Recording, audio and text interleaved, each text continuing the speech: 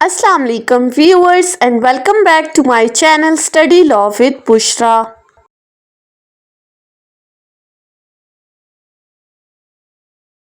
So we were discussing the topic of ejectment of the tenant under Punjab Tenancy Act, and in today's video we are going to discuss the topic of procedure of ejectment. But before starting the discussion, I request you all to please subscribe to my channel and don't forget to press the bell icon for latest updates. Do share this video with your friends and don't forget to comment your feedback. So let's move towards the discussion.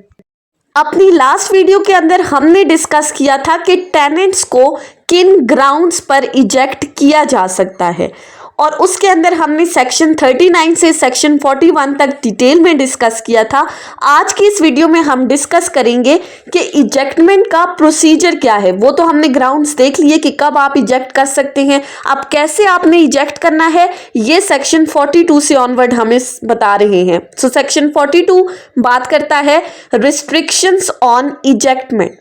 अब section 42 ने कुछ restrictions लगा दी हैं कि landlord tenant को कब उसकी land से इजेक्ट कर सकता है और कब नहीं कर सकता। Obviously there must be some valid grounds जिनके ऊपर लैंडलॉर्ड टेनेंट को इजेक्ट आउट कर सकता है। सो क्या रिस्ट्रिक्शंस है? अ टेनेंट शेल नॉट, अब यहाँ पर शेल का वर्ड यूज हुआ है, मैंडेटरी प्रोविजन है। क्या कह रहा है? A tenant shall not be ejected otherwise than in execution of decree for ejectment, कि लैंडलॉर्ड टेनेंट को इसके अलावा इजेक्ट नहीं कर सकता। अब किस चीज के अलावा? इन एग्जीक्यूशन ऑफ डिक्री। अगर कोर्ट की तरफ से कोई डिक्री पास हुई है कि टेनेंट को इजेक्ट आउट कर दिया जाए, तो उस डिक्री की एग्जीक्यूशन के लिए लैंडलॉर्ड टेनेंट को इजेक्ट कर सकता है, अदरवाइज नहीं। लेकिन फिर फर्दर कुछ केसेस बताए हैं कि किन केसेस में इजेक्ट आउट किया जा सकता है। Number 1, when a decree for an arrear of the rent in respect of his tenancy has been passed against him and remains unsatisfied। अब पहली सिचुएशन है कि अगर तो टेनेंट उस जमीन को यूज कर रहा है लेकिन उस टेनेंसी की हद तक उसने अभी तक कोई रेंट पे नहीं किया, लैंडलॉर्ड उसके खिलाफ कोर्ट चला गया, कोर्ट की तरफ से in arrears of the rent के लिए डिक्री पास होगी, लेकिन वो डिक्री भी अभी तक अनसेटिस्फाइड है। मीन्स टू से कि कोर्ट की डिक्री पास होने के बावजूद भी टेनेंट ने अब तक लैंडलॉर्ड का रेंट पे नहीं किया, तो वो टेनेंट को इजेक्ट आउट कर सकता है अपनी जमीन से। सो पहली situation. Secondly, when the tenant has not a right of occupancy and does not hold for a fix term under a contract or decree or order of the competent authority. Second situation कहती है कि जहां पर tenant के पास right of occupancy भी नहीं है, फिर भी वो उस जमीन को यूज कर रहा है और ना ही उसने फिक्स टर्म के लिए वो जमीन ली है, किसी कॉन्ट्रैक्ट के नतीजे में, किसी कोर्ट की डिक्री के नतीजे में या किसी कॉम्पिटेंट अथॉरिटी के ऑर्डर के नतीजे में, लेकिन फिर भी वो जमीन को यूटिलाइज कर रहा है, तो लैंडलॉर्ड के पास ये राइट है कि वो उसको इजेक्ट आउट कर सकता है। सो सेक्शन 42 ने हमें रिस्ट्रिक्शंस बता दी। डिक्री की एग्जीक्यूशन के साथ साथ दो केसेस बता दिए जिनमें टेनेंट को इजेक्ट आउट किया जा सकता है। उसके बाद आ जाते हैं सेक्शन 43 के ऊपर। सेक्शन 43 बात करता है application to revenue officer for ejectment. अब आप आरओ को कब एप्लीकेशन दे सकते हो इस इजेक्टमेंट के केस में? ऑब्वियसली एप्लीकेशन किसकी तरफ से जाएगी? लैंडलॉर्ड की तरफ से। So in any such case as is mentioned in clause A और clause B of the last foregoing section. अब लास्ट सेक्शन में हमने ए और बी क्लॉज में जो चीजें डिस्कस की हैं उनके अकॉर्डिंग उन केसेस में क्या होगा?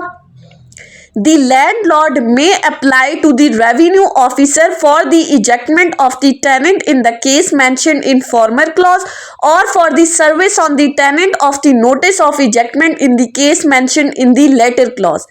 अब सेक्शन 42 अगर आपके माइंड में है, अभी अभी हमने डिस्कस किया क्लॉज ए में क्या है कि जब कोर्ट की तरफ से डिक्री पास हो गई कि इसने रेंट पे नहीं किया, इसके ऊपर एरियर्स हैं, तो उस सिचुएशन में लैंडलॉर्ड रेवेन्यू ऑफिसर को एप्लीकेशन देगा कि अभी तक इसने रेंट पे नहीं किया, लिहाजा इस टेनेंट को इजेक्ट आउट कर दिया जाए। सो क्लॉज ए के केस में बात हुई एरियर्स ऑफ द रेंट की सूरत में, जहां पर रेंट पे नहीं हुआ तो ऑटोमेटिकली लैंडलॉर्ड रेवेन्यू ऑफिसर को एप्लीकेशन देगा for ejectment of the tenant के लिए। एंड सेकंड सिचुएशन क्या थी कि जहां पर ना उसके पास राइट ऑफ ऑक्यूपेंसी है, ना उसने फिक्स टर्म के लिए वो जमीन ली है, तो ऐसी सूरत में आरओ की तरफ से एक नोटिस जाएगा। आरओ नोटिस भेजेगा टेनेंट को for the ejectment from that land. So revenue officer की ड्यूटीज क्या आ गई अंडर सेक्शन 43?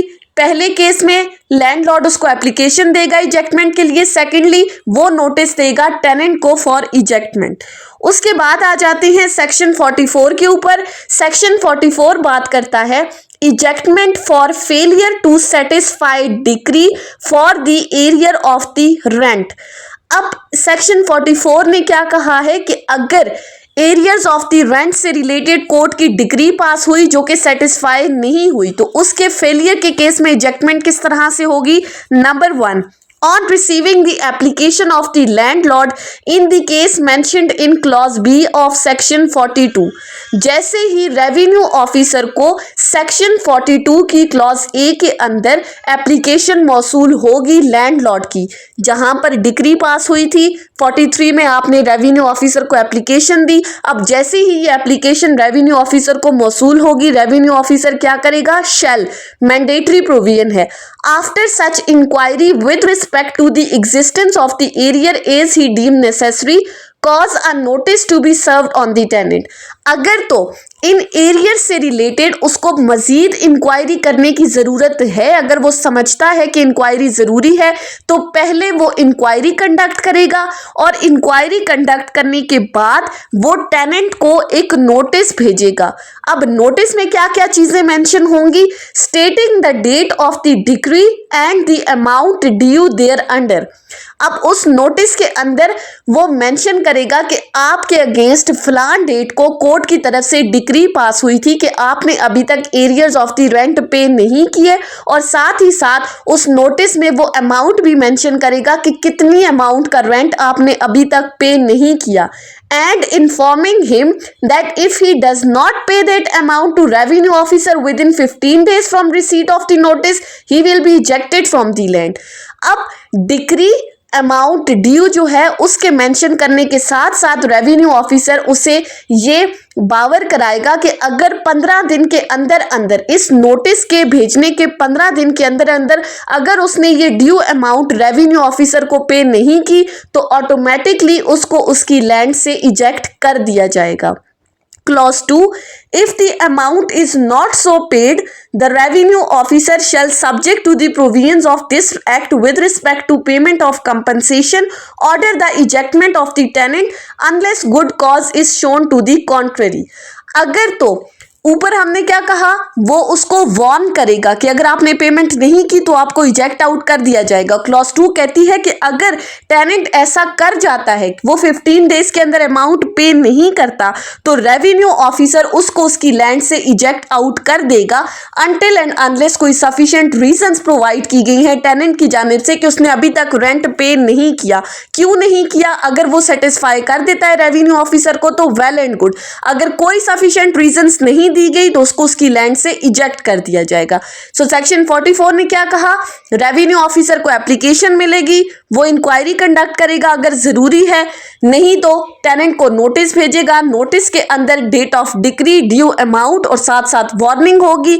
अगर इस वार्निंग के बावजूद भी वो 15 डेज के अंदर रेवेन्यू ऑफिसर को ये पेमेंट नहीं करता, तो रेवेन्यू ऑफिसर ऑटोमेटिकली उसको उसकी लैंड से इजेक्ट आउट कर देगा। सिंपल सा सेक्शन था। सो ये थी हमारी आज की डिस्कशन सेक्शन 42 से सेक्शन 44 तक, जिसमें हमने डिस्कस किया कि इजेक्टमेंट का क्या तरीकाकार है। नेक्स्ट वीडियो में हम इंशाल्लाह सेक्शन 45 को डिस्कस करेंगे। सो आई होप कि आपको ये लेक्चर समझ में आया होगा, अगर आपने इस वीडियो को अटेंटिवली सुना है तो।